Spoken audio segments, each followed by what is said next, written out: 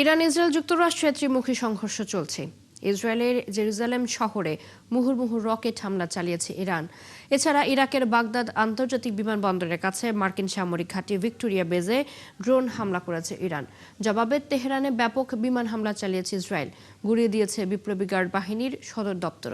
ইরানের বিরুদ্ধে এই হামলা আরও কয়েক সপ্তাহ চলবে বলে জানিয়েছেন মার্কিন প্রেসিডেন্ট ডোনাল্ড ট্রাম্প। ওরিসুল ইসলামের রিপোর্ট। ইরান ইসরায়েল যুক্তরাষ্ট্রের ত্রিমুখী সংঘর্ষে উত্তপ্ত মধ্যপ্রাচ্য। ইরানের সর্বোচ্চ ধর্মীয় নেতা আয়াতুল্লাহ আলী খামেনি নিহত হওয়ার পর দ্বিগুণ শক্তিতে ইসরায়েল ও মার্কিন ঘাঁটিগুলোতে হামলা বাড়িয়েছে তেহরান। পাল্টা হামলা বাড়িয়েছে ইসরায়েলও। তাদের সাথে পরোক্ষভাবে যোগ দিয়েছে যুক্তরাজ্য।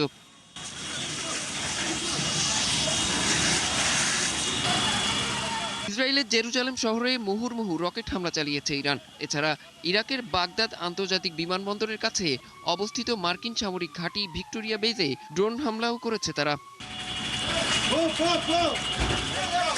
পাশাপাশি বাহরাইনের রাজধানী মানামার মিনা সালমান বন্দরে শক্তিশালী হামলা চালিয়েছে তেহরান। এতে বন্দরটির একটি অংশে আগুন ধরে গেছে। ইরানের ছোড়া মিসাইলের ধ্বংসাবশেষের আঘাতে বন্দরের একটি জাহাজেও আগুন লেগেছে। জবাবে ইরানের রাজধানী তেহরানে নতুন করে ব্যাপক বিমান হামলা শুরু করেছে ইসরায়েল। দেশটির প্রতিরক্ষা বাহিনী জানিয়েছে তাদের যুদ্ধবিমান তেহরানের প্রাণকেন্দ্রে আঘাত হানছে।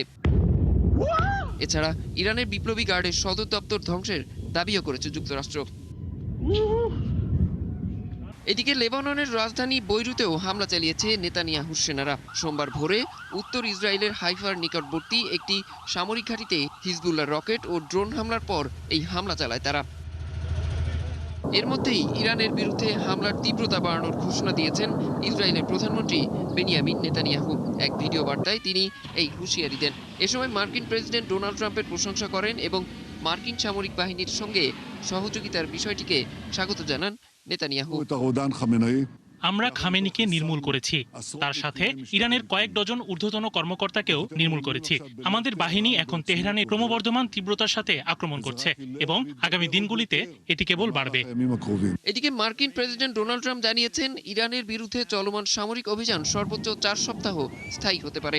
তিনি ইরানের সাথে আলোচনার জন্য প্রস্তুত, তবে তা দ্রুতই হবে কিনা সে বিষয়ে কিছু স্পষ্ট বলেননি তিনি। অরিসুল ইসলাম, ৭১। কুয়েত আন্তর্জাতিক বিমানবন্দরে ড্রোন হামলায় আহত 4 বাংলাদেশিকে দেখতে কুয়েতের ফারওয়ানিয়া হাসপাতালে যান কুয়েতে নিযুক্ত বাংলাদেশের রাষ্ট্রদূত মেজর জেনারেল সৈয়দ তারেক হোসেন। এ সময় আহতদের শারীরিক অবস্থা ও চিকিৎসার খোঁজ নেন বাংলাদেশের রাষ্ট্রদূত তারেক হোসেন। তিনি কুয়েতে অবস্থানরত বাংলাদেশি প্রবাসীদের উদ্দেশ্যে আতঙ্কিত না হয়ে সতর্ক থাকার আহ্বান জানান। আহত 4 জন হলেন ব্রাহ্মণবাড়িয়ার আমিনুল ইসলাম, পাবনা জেলার রকিবুল ইসলাম, নোয়াখালীর মাসুদুর রহমান এবং কুমিল্লার দুলাল মিয়া। দূতাবাস জানিয়েছে আহত 4 জনের মধ্যে 3 জন আশঙ্কামুক্ত এবং 1 জনের চিকিৎসা চলছে। কুয়েতে বাংলাদেশ দূতাবাস সার্বক্ষণিক তাদের সাথে যোগাযোগ রাখছে এবং প্রয়োজনীয় সহায়তা দিচ্ছে। কুয়েতে এখনো হামলা চালিয়ে যাচ্ছে ইরান। সেখানকার অবস্থা জানাতে যুক্ত হচ্ছেন সহকর্মী সাদেক রিপন।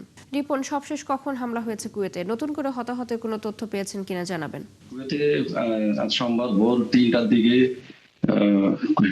সালমিয়া, মাতলা, ফাহিল সব একাধিক স্থানে বিকট শব্দ হয়।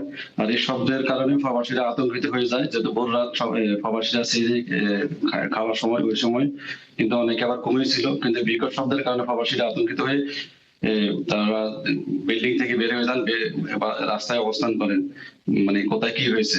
তো যেটা কুয়েতের প্রতিরক্ষা মন্ত্রণালয়ের মুখপাত্র কর্নেল সৌদ আল আতওয়ান জানিয়েছেন যে ইরান থেকে ছোড়া যে বোমা নিক্ষেপ সেটা কুয়েতের বিমান বাহিনী সেটা প্রতিহত করেছে। তো কোনো ধরনের হতাহতের ঘটনা ঘটেনি এখানে কুয়েতে। তবে আমরা আরেকটা জিনিস যেটা দেখেছি, গতকাল কুয়েতের স্বরাষ্ট্র মন্ত্রণালয় এখানে উন্মুক্ত স্থানে জনসমাগম, নৌকা ভ্রমণ এবং সমুদ্রের মধ্যে মাছ ধরা এগুলো নিষিদ্ধ ঘোষণা করেছেন। আর পাশাপাশি যেহেতু রমজান মাস, এখানে উন্মুক্ত স্থানে এবং মসজিদে ইফতারি প্রদান করা হয়। তো পরবর্তী নির্দেশনা না দেওয়া পর্যন্ত ইফতারি বিতরণ করবেন না। রিপন, একই সাথে একটু জানতে চাচ্ছিলাম প্রবাসীদের জন্য দূতাবাসের কোনো বিশেষ নির্দেশনা আছে কিনা? এর আগে দূতাবাসের ফেসবুক পেজে একটা বিজ্ঞপ্তি দিয়েছে এবং দূতাবাসের ওই বিজ্ঞপ্তির মাধ্যমে ওইখানে কিছু হটলাইন নাম্বার দিয়েছে, যে কোনো ধরনের হয় সমস্যা বা হলে তারা প্রবাসীরা যাতে ওই নাম্বারে যোগাযোগ করেন।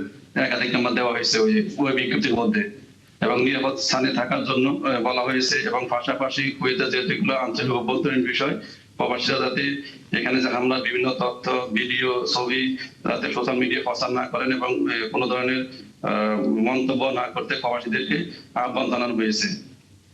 জি রিপন, অসংখ্য ধন্যবাদ আপনাকে যুক্ত হবার জন্য।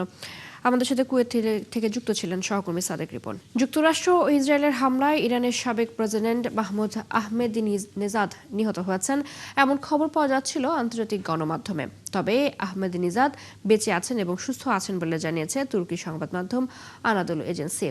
আহমেদিনেজাদের ঘনিষ্ঠ এক সহকারী জানিয়েছেন তিনি আহমেদিনেজাদের সাথে তার যোগাযোগ হয়েছে এবং তিনি ভালো আছেন। তবে নিজের পরিচয় গোপন রেখেছেন সেই সহকারী। আহমেদিনেজাদের সুরক্ষিত ভবন গুড়িয়ে দেয় ইসরায়েলি ক্ষেপণাস্ত্র। তার 3 দেহরক্ষী নিহত হন। তবে ওই ভবনের 100 মিটার দূরের তার বাসভবন অক্ষত ছিল। গতকাল আহমেদিনেজাদের নিহত হয়েছেন এমন খবর প্রকাশ করে ইসরায়েলের বিভিন্ন গণমাধ্যম। আহমেদিনেজাদ 2005 থেকে 2013 সাল পর্যন্ত ইরানের প্রেসিডেন্টের দায়িত্বে ছিলেন। তিনি কট্টরপন্থী হিসেবে পরিচিত ছিলেন। পশ্চিমাদের বিরুদ্ধে তিনি ছিলেন সোচ্চার। যুক্তরাষ্ট্র ও ইসরায়েলের যৌথ সামরিক অভিযানকে চাপিয়ে দেওয়া যুদ্ধ হিসেবে অভিহিত করেছেন ইরানের পররাষ্ট্রমন্ত্রী আব্বাস আরাকচি। তিনি দাবি করেছেন এই যুদ্ধে অন্য পক্ষ কোনোভাবে বিজয় অর্জন বা কাঙ্ক্ষিত লক্ষ্যে পৌঁছাতে পারবে না। কাতার ভিত্তিক সংবাদ মাধ্যম আল জাজিরাকে দেয়া এক সাক্ষাৎকারে তিনি এসব কথা বলেন। আরাকচি বলেন, এই যুদ্ধ অপরপক্ষের জন্য কোনো ভালো ফলাফল বয়ে আনতে পারবে না। এই যুদ্ধে কোনো বিজয় নেই। তারা তাদের লক্ষ্য অর্জন করতে পারেনি এবং আগামী দিনগুলোতেও পারবে না। গত 12 জুনের 12 দিনের যুদ্ধের কথা স্মরণ করিয়ে দিয়ে আরাকচি বলেন, সেবারও তারা আশা করেছিল 2-3 দিনের মধ্যে ইরান আত্মসমর্পণ করবে, কিন্তু 12 দিন পর তারা বুঝতে পেরেছিল ইরান নতি স্বীকার করার নয় এবং তারা বিনা শর্তে যুদ্ধবিরতির অনুরোধ করতে বাধ্য হয়েছিল। তিনি বলেন, আঞ্চলিক দেশগুলোর উচিত ইরানকে যুদ্ধ বন্ধের জন্য চাপ না দিয়ে অন্য পক্ষকে থামানোর জন্য চাপ দেয়া। ইরান যতদিন প্রয়োজন ততদিন প্রতিরোধ গড়ে তুলবে বলেও তিনি প্রত্যয় ব্যক্ত করেন। ইরানের উপর যুক্তরাষ্ট্র ও ইসরায়েলি সামরিক হামলার পর বিশ্বের অন্যতম গুরুত্বপূর্ণ জ্বালানি রুট হিসেবে পরিচিত হরমুজ প্রণালীতে অচল অবস্থা তৈরি হয়েছে। এই রুট দিয়ে যাওয়ার জন্য অন্তত 150টি ট্যাঙ্কার বর্তমানে পারস্য উপসাগরে নোঙর করে আছে। এসব ট্যাঙ্কারের মধ্যে প্রচুর অপরিশোধিত তেল এবং তরলীকৃত প্রাকৃতিক গ্যাস এলএনজি রয়েছে। প্রণালীর এক প্রান্তে পারস্য উপসাগরের মোহনায় 150টি জাহাজ নোঙর ফেলেছে। এছাড়া প্রণালীর অপর প্রান্তেও কয়েক ডজন জাহাজ নোঙর করে দাঁড়িয়ে আছে। বর্তমান পরিস্থিতিতে জাহাজগুলো অগ্রসর হতে পারছে না। যুদ্ধের কারণে এই সরু জলপথটি এখন ঝুঁকিপূর্ণ হয়ে উঠেছে। যে কোনো মুহূর্তে বাণিজ্যিক জাহাজে হামলার আশঙ্কায় জাহাজ মালিকরা চলাচলের ঝুঁকি নিচ্ছেন না। ইরানের প্রভাবশালী সামরিক বাহিনী ইসলামী বিপ্লবী গার্ড কর্পস আইআরজিসির নতুন কমান্ডার ইন চিফ হিসেবে নিযুক্ত হয়েছেন দেশটির সাবেক প্রতিরক্ষা ও স্বরাষ্ট্রমন্ত্রী আহমেদ ওয়াহিদি। আহমেদ ওয়াহিদি ইরানের নিরাপত্তা ও গোয়েন্দা ব্যবস্থায় অত্যন্ত প্রভাবশালী এক নাম। তিনি ইরানের সাবেক মন্ত্রী কুদস ফোর্সের প্রাক্তন প্রধান হিসেবে দায়িত্ব পালন করেছেন। ইরানের ধর্মীয় নেতা খামেনির মৃত্যুর পর দেশ পরিচালনায় 3 সদস্যের অন্তর্বর্তীকালীন কাউন্সিল গঠন করা হয়েছে। তবে বিশ্লেষকদের মতে ইরানের ক্ষমতার মূল চাবিকাঠি থাকবে দেশটির নিরাপত্তা প্রধান আলী লারিনজির হাতে এবং প্রভাবশালী সামরিক বাহিনী আইআরজিসির হাতে। এর আগে শনিবার যুক্তরাষ্ট্র ও ইসরায়েলের ভয়াবহ যৌথ সামরিক অভিযানে আইআরজিসি প্রধান মোহাম্মদ পাকপুর সহ বেশ কয়েকজন জ্যেষ্ঠ সামরিক কর্মকর্তা নিহত হন। এরপর রবিবার আহমেদ ওয়াহিদিকে নতুন আইআরজিসি প্রধান হিসেবে নিয়োগ দেওয়া হয়। যুক্তরাষ্ট্র ও ইসরায়েলের হামলায় নিহত ইরানের সর্বোচ্চ নেতা আয়াতুল্লাহ আলী খামেনি ছিলেন দেশের সর্বাধিক ক্ষমতাধর ব্যক্তি। 1979 সালের ইসলামী বিপ্লবের পর ইরানের সংবিধানে সর্বোচ্চ নেতার পদটি সৃষ্টি করা হয়। নিহত হওয়ার আগ পর্যন্ত 36 বছর 6 মাস এই পদে ছিলেন তিনি। এখন নতুন করে সর্বোচ্চ নেতা নির্বাচিত না হওয়া পর্যন্ত ক্ষমতা কার হাতে থাকে আর কিভাবে নির্বাচিত করা হয় সর্বোচ্চ নেতা, বিস্তারিত জানাচ্ছেন মনিরুজ্জামান বাবু। ইরানের সংবিধানের 111 নম্বর অনুচ্ছেদ অনুসারে সর্বোচ্চ নেতার মৃত্যু থেকে শুরু করে নতুন সর্বোচ্চ নেতা নিয়োগ না হওয়া পর্যন্ত 3 সদস্যের একটি পরিষদ সাময়িকভাবে নেতৃত্বের দায়িত্ব গ্রহণ করে। এই পরিষদের সদস্যরা হলেন দেশের প্রেসিডেন্ট, বিচার বিভাগের প্রধান এবং গার্ডিয়ান কাউন্সিলের একজন জুরিস্ট, যাদের মনোনীত করে এক্সপিডিয়েন্সি কাউন্সিল নামে একটি সংস্থা। তবে এই 3 সদস্যের পরিষদের ক্ষমতা সীমিত। যেসব ক্ষেত্রে তাদের সিদ্ধান্ত কার্যকর করতে হলে এক্সপ্লেনেটরি কাউন্সিলের 3/4 সদস্যের অনুমোদন প্রয়োজন। ইরানে 88 জন আলমের সমন্বয়ে গঠিত সুপ্রিম লিডার্স কাউন্সিল বা সর্বোচ্চ নেতা নির্বাচন করে। প্রতি 8 বছর পর ইরানের কোটি কোটি নাগরিক এই পরিষদের সদস্যদের নির্বাচিত করেন। সর্বশেষ নির্বাচন হয় 2016 সালে। নতুন সর্বোচ্চ নেতা নির্বাচনে উপস্থিত সদস্যদের 2/3 সমর্থন প্রয়োজন। যদি মাত্র 59 জন সদস্য উপস্থিত থাকেন তাহলে 40 ভোট পেলেই নতুন সর্বোচ্চ নেতা নির্বাচিত হতে পারেন। যাদের সর্বোচ্চ নেতা হিসেবে উপযুক্ত বিবেচনা করা হতে পারে এমন সম্ভাব্য প্রার্থীদের যোগ্যতা পর্যালোচনার দায়িত্বে থাকে সুপ্রিম লিডার্স কাউন্সিলের একটি কমিশন। নতুন সর্বোচ্চ নেতার নির্বাচনের জন্য নির্দিষ্ট কোনো সময়সীমা নেই।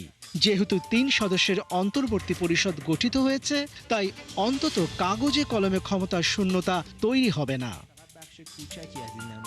মনিরুজ্জামান বাবু, ৭১। খামেনির মৃত্যুর পর বড় পরিবর্তন আসছে ইরানের সর্বোচ্চ নেতৃত্বে। অন্তর্বর্তীকালীন সর্বোচ্চ নেতা হিসেবে দায়িত্ব পেয়েছেন সিনিয়র ধর্মীয় নেতা আয়াতুল্লাহ আলী রেজা আরাফি। কিন্তু কে তিনি, কেন তাকেই মনোনীত করা হলো, জানাচ্ছেন Sharmin Swapna. Ayatollah Ali Reza Arafi ইরানের একজন প্রবীণ শিয়া আলেম এবং দেশটির অন্যতম প্রভাবশালী ধর্মীয় রাজনৈতিক ব্যক্তিত্ব। তিনি গার্ডিয়ান কাউন্সিল এবং অ্যাসেম্বলি অফ এক্সপার্টসের অন্যতম গুরুত্বপূর্ণ সদস্য। 1959 সালে ইরানের মেবদে জন্মগ্রহণ করেন আরাফি। তিনি একজন উচ্চশিক্ষিত ইসলামী চিন্তাবিদ এবং প্রযুক্তিগত বিষয়ে বিশেষ জ্ঞানী। আল মুস্তাফা ইন্টারন্যাশনাল ইউনিভার্সিটির পরিচালক ছিলেন তিনি।